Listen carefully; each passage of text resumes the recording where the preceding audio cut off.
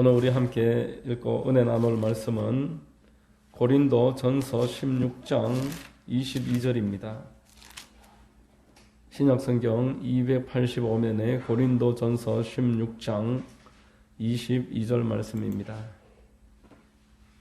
제가 봉독해 드리겠습니다. 만일 누구든지 주를 사랑하지 아니하면 저주를 받을지어다. 우리 주여 오시옵소서. 아멘. 할렐루야. 주일 오전 예배 나오신 여러분들 주님 이름으로 환영하고 축복합니다. 우리 옆에 분과 한번 인사하시겠습니다. 참 잘 오셨습니다. 참 잘 오셨습니다. 만나서 반갑습니다. 저는 이제 오늘 봉독해드린 고린도전서 16장 22절 말씀을 통해서 임마누엘의 약속, 영적 문제와 임마누엘의 관계에 관해서 함께 말씀의 은혜를 나누겠습니다. 성령님이 우리 모두에게 큰 은혜 더해 주시기를 바랍니다. 여러분, 구약 성경에 요셉이라는 한 인물이 등장합니다.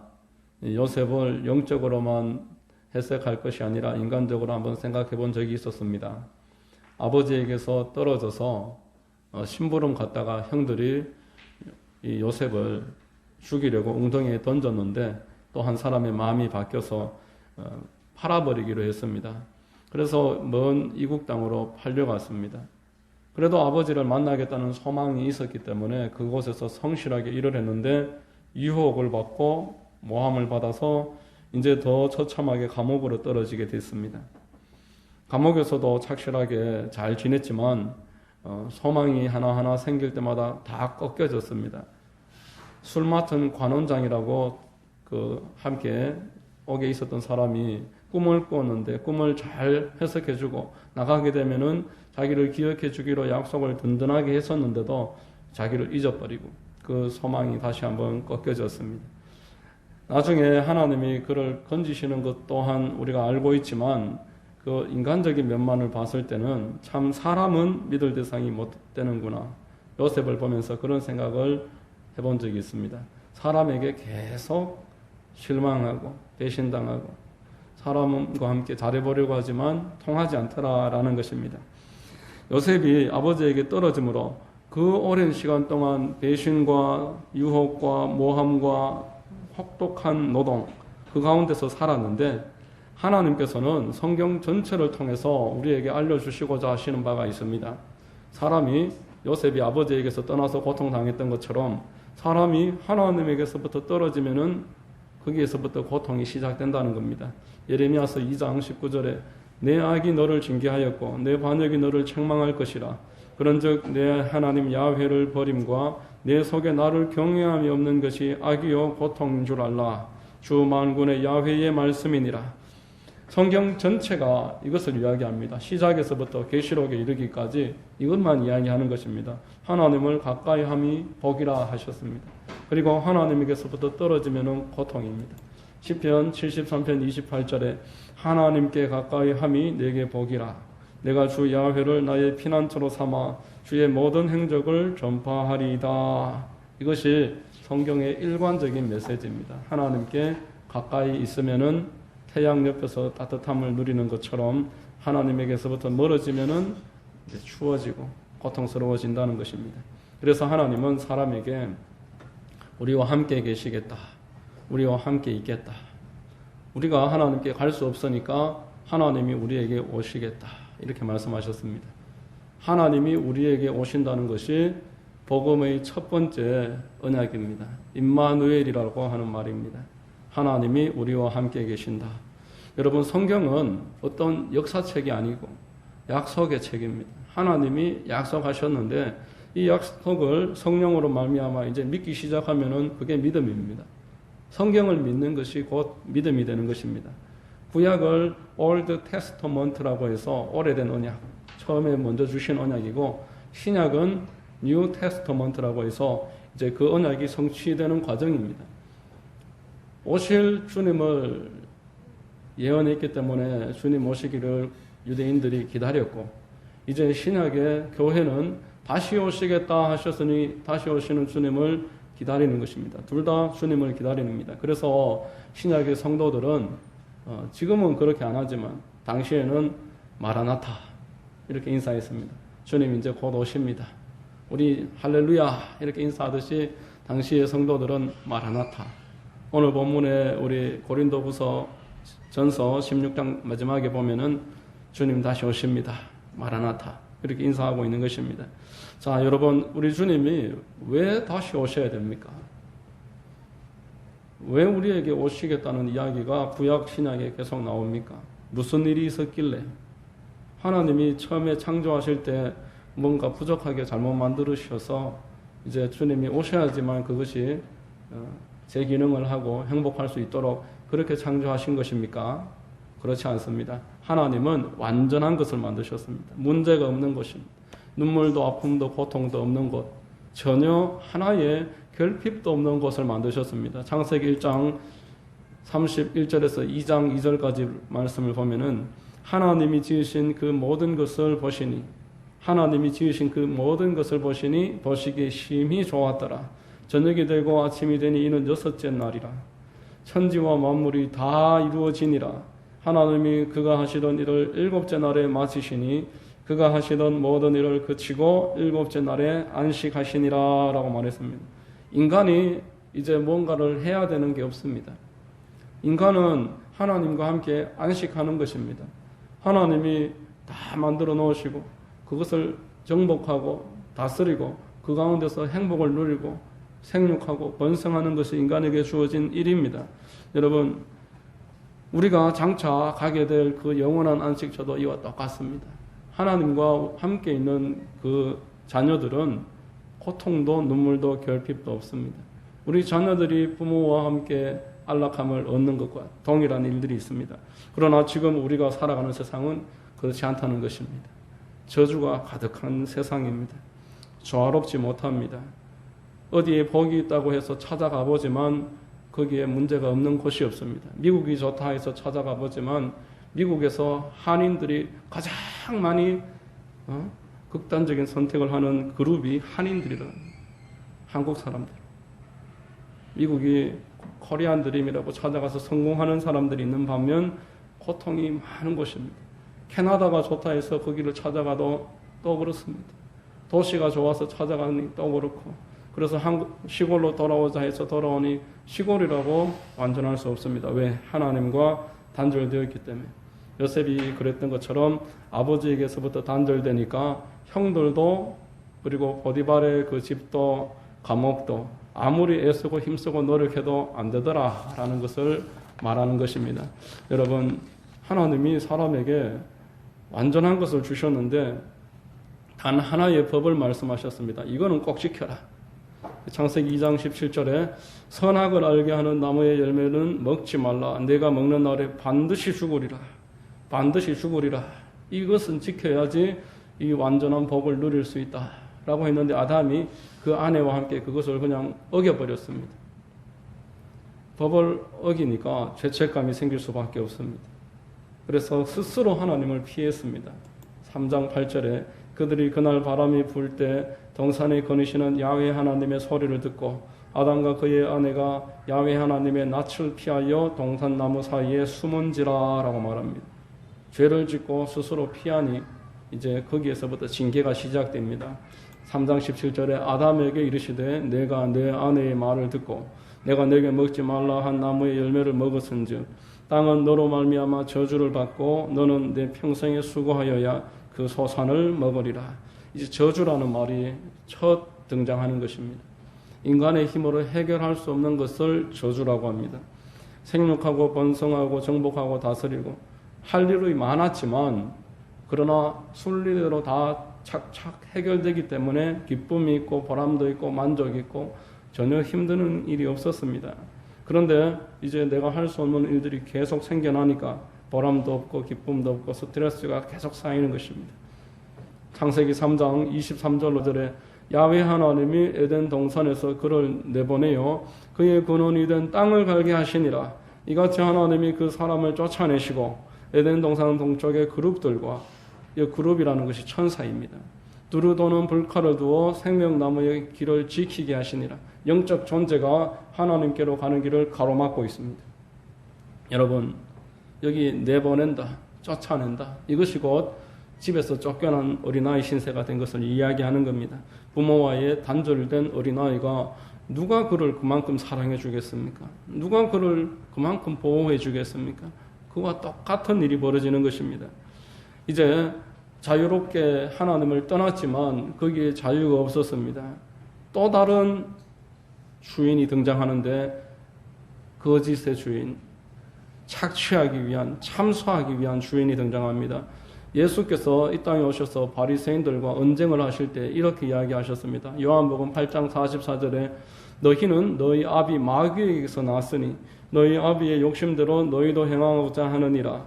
그는 처음부터 살인한 자요 진리가 그 속에 없으므로 진리에 서지 못하고 거짓을 말할 때마다 제 것으로 말하나니 이는 그가 거짓말쟁이요 거짓의 아비가 되었습니다.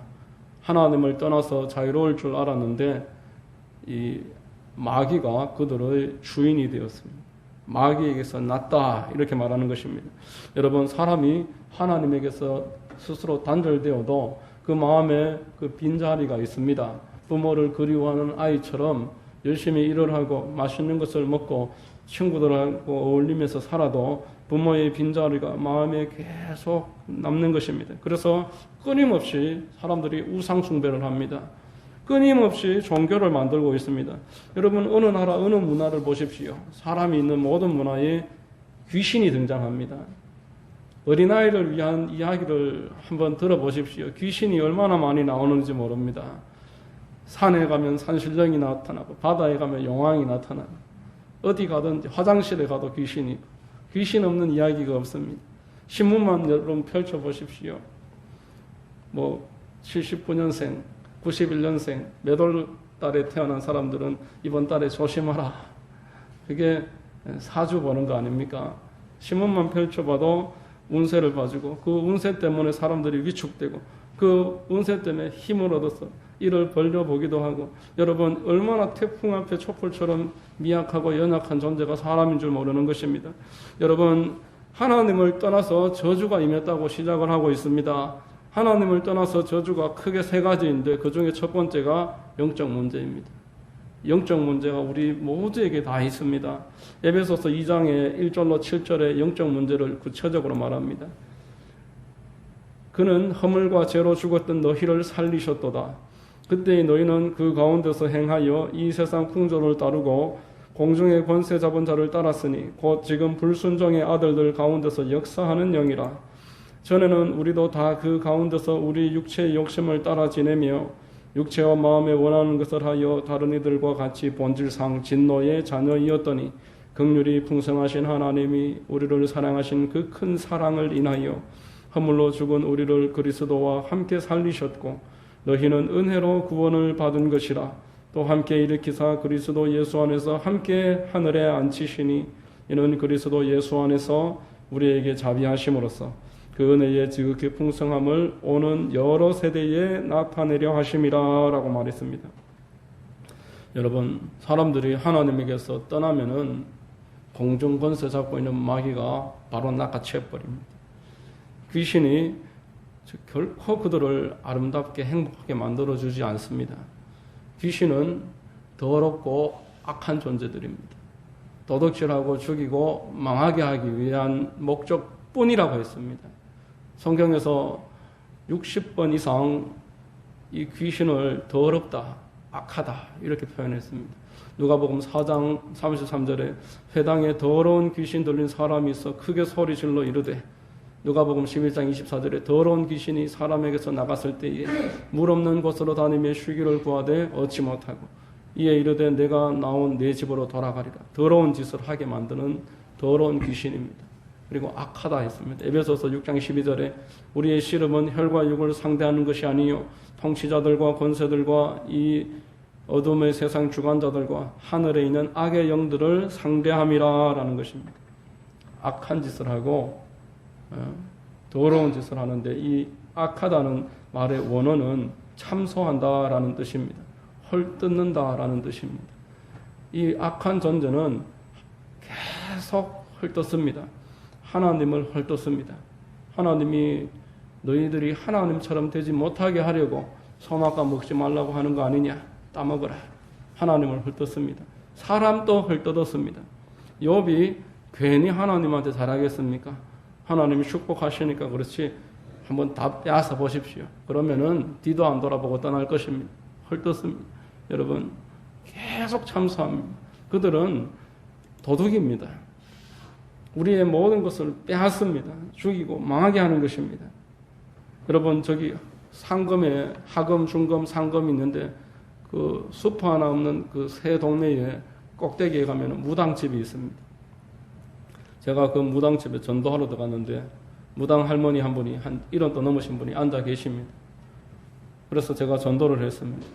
이제 본인이 이야기를 하는데 19살에 몸이 아픈데 이것도 해보고 저것도 해보고 다 안 되니까 마지막에는 신받아라 하더랍니다. 그래서 고등학교 졸업도 못하고 신받았다는 겁니다.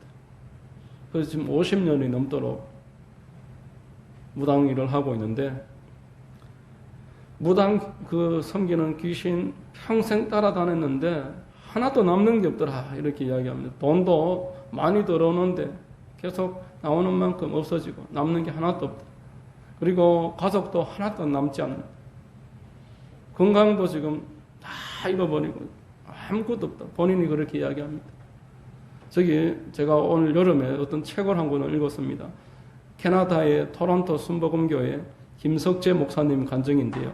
40대 중반까지 여의도 순복음교회 안수 집사였습니다. 사업이 해도 계속 망하는 겁니다. 너무나 막연한 신앙생활 가운데서 낙담하고 있었습니다. 그 무렵에 같은 또래의 외사촌 한 사람이 죽었습니다. 뭐 때문에 죽었는지 몰랐는데 한 3년도 채 안 돼서 또 외사촌 한 명이 또 죽었습니다. 몇 년 사이에 외사촌이 죽기 그 앞에 몇 년 앞에 외할아버지도 돌아가셨습니다. 무슨 일인가 어떻게 이제 이야기를 들어서 알게 됐는데 이 세 분이 똑같은 이유로 죽었습니다. 세 분 다 극단적인 선택을 한 겁니다. 예수님을 믿는 상황 가운데서 본인이 하는 일마다 너무 힘들고 어려운 그 목사님이 그 외사촌 외갓집의 일을 들으면서 하나하나 이제 본인이 그때부터 영적인 것에 눈을 뜨기 시작하고 관심을 가지고 연구를 하기 시작했습니다. 집집마다 영적인 존재에 붙잡혀서 반복되는 내력이 있구나. 집안에 내림이라고 이야기할 수도 있을 만한 반복되는 현상이 있구나. 여기에 대해서 눈을 뜨고 이때부터 이 일에 관해서 많은 설교와 세미나와 책을 쓰고 계시는데 그것에 관련해서 많은 그 도전이 될 만한 우리가 깨달아야 될 만한 일들을 본문은 주를 사랑하지 아니하면 저주를 받을지어다라고 말씀을 하고 있습니다. 여러분 상당히 거슬리는 말씀이 아닐 수 없습니다. 사도 바울이 무엇 때문에 저주를 선포합니까? 그냥 하나님을 사랑하라고 권면하면 그뿐이지 저주를 선언해야 할 이유가 무엇이란 말입니까? 교회는 사랑의 공동체지만 그러나 무한히 모든 것을 포괄하지는 않습니다. 주를 사랑하는 자에게는 관대하지만 그렇지 못한 사람은 이 공동체의 부분이 될 수가 없으며 저주를 피할 수 없다라는 것입니다. 마귀와 그를 따르는 자들이 예비된 그곳으로 가게 되는 것입니다. 주를 사랑하지 않아서 저주를 받는 것이 아니라 스스로 하나님을 떠나서 저주 가운데 있게 된 자들이 하나님께서 저주를 피하기 위해서 예비해 주신 그 예수 그리스도를 받아들이지 않고 사랑하지 않기 때문에 스스로 저주를 선택해서 들어가는 것뿐인 것입니다. 여러분, 우리 주 예수 그리스도는 신사 중에 신사이십니다. 도둑이 오는 것은 도둑질하기 위해서 몰래 오지만 신사는 그렇게 몰래 찾아오는 법이 없습니다. 반드시 예고하고 또 정중하게 문이 열릴 때까지 기다리는 것이 신사입니다. 요한계시록 3장 20절에 볼지어다 내가 문 밖에 서서 두드리노니 누구든지 내 음성을 듣고 문을 열면 내가 그에게로 들어가 그와 더불어 먹고 그는 나와 더불어 먹으리라 라고 말씀을 했습니다. 여러분, 미국 대통령이 다른 나라에 찾아갈 때 예고 없이 불쑥 찾아가는 법은 없습니다.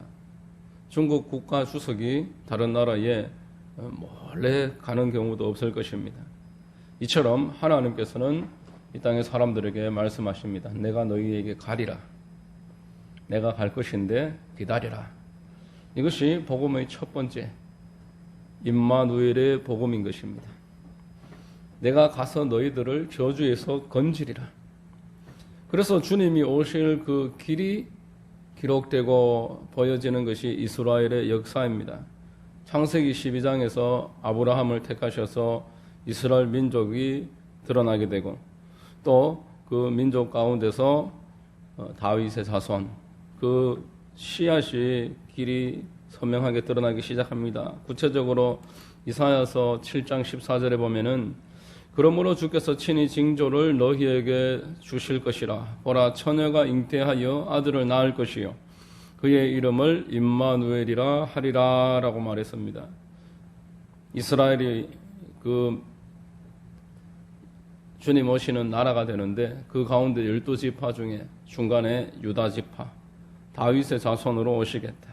이사야서 11장 1절에 이새의 줄기에서 한 싹이 나며 그 뿌리에서 한 가지가 나서 결실할 것이요 그 위에 야훼의 영 곧 지혜와 총명의 영이요 모략과 재능의 영이요 지식과 야훼를 경외하는 영이 강림하시리니 라고 말합니다. 이새의 아들 다윗의 후손으로 우리 구주 예수 그리스도께서 오신다라는 것입니다. 하나님을 떠남으로 저주가 시작이 되었고 그 저주의 첫 번째 부분이 영적 저주입니다. 악한 영, 더러운 영. 이 본연의 특징대로 사람에게 도둑질합니다. 죽입니다.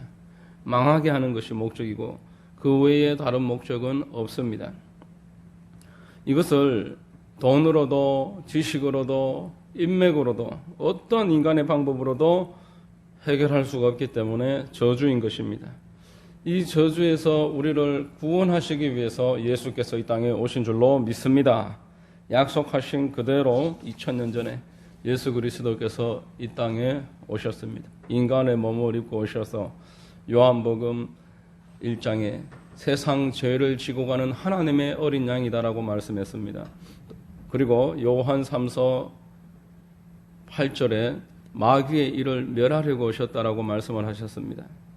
여러분, 이제 한 달 뒤에 성탄절은 이 오신 예수 그리스도를 기념하는 날입니다. 그분은 오셨고 십자가를 지셨고 부활하셨습니다. 이 세 가지 복음으로써 우리들을 구원하셨던 것입니다. 십자가를 지심으로써 죄를 용서하시고 죄가 사해짐으로 저주를 끊으시는 것입니다. 이것이 사도 바울이 오늘 본문에서 주를 사랑하지 않는 자는 저주를 받는다 말한 의미입니다.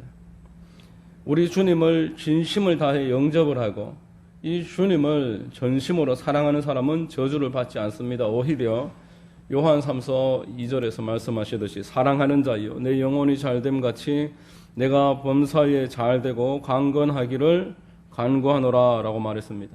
도둑이 오는 것은 도둑질하고 죽이고 멸망시키려는 것뿐이요 내가 온 것은 양으로 생명을 얻게 하고 더 풍성히 얻게 하려는 것이라 라고 말했습니다.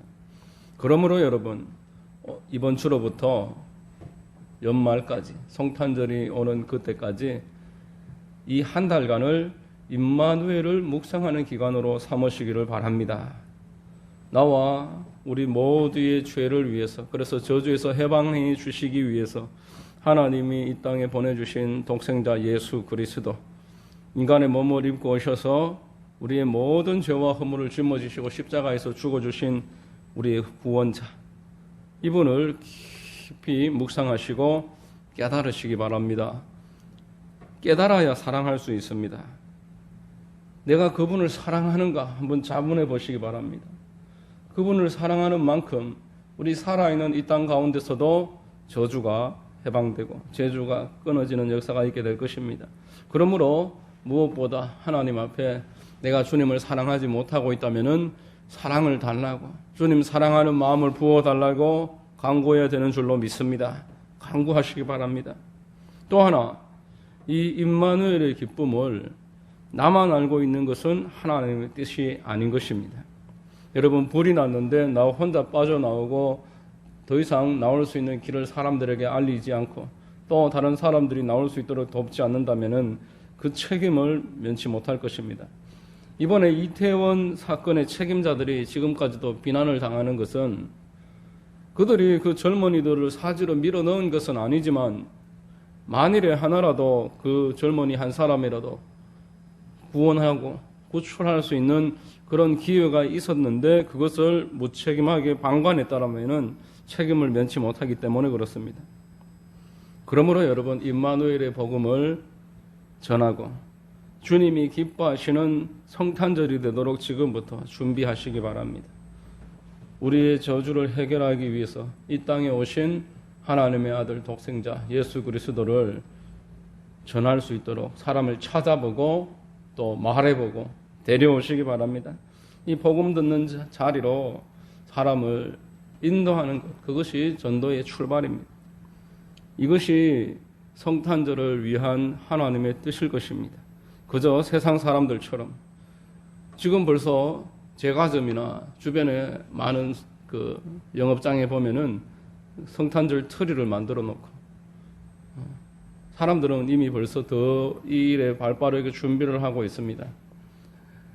트리 만들고 어린아이들 율동에 박수치고 사진 찍고 그것만이 주님이 원하시는 성탄절의 목적이 아닐 것입니다. 이 남은 한 달 동안 기도하면서 내가 정말 주님을 사랑하고 있는지, 나를 위해 이 땅에 오신 그 주님을 깊이 사랑함으로 주님이 나를 기뻐하시고 하나님이 나를 사랑하시는 만큼 나도 사랑하고 있는지 생각해보고 이것을 위해 기도하고 또 한 영혼을 주님께로 인도하는 일에 우리가 깊이 참여하면은 하나님으로부터 오는 더 놀라운 축복과 기쁨과 평강과 은혜가 있게 될 줄로 믿습니다. 여러분 모두에게 이러한 은혜가 있게 되시기를 예수님의 이름으로 축원드립니다. 기도하겠습니다. 하나님 아버지 감사합니다. 오늘 말씀을 통해서 하나님이 우리 삶의 저주를 해방하고 우리에게 은혜와 축복과 영원한 복락을 더하시려고 예수 그리스도를 보내주셨음을 깨닫게 하시니 감사합니다. 우리 모두 주님을 더욱 사랑하게 하시고 주님을 사랑하여 삶의 저주가 끊어지고 영원한 은혜를 풍성히 누리도록 축복해 주옵시며 또한 우리 주변에 주님을 모르고 영원한 멸망으로 치닫고 있는 영혼들을 주님께로 인도하는 일에 귀하게 쓰임 받을 수 있도록 우리를 붙잡아 주시고 축복하여 주옵소서. 예수 그리스도의 이름으로 기도드립니다. 아멘.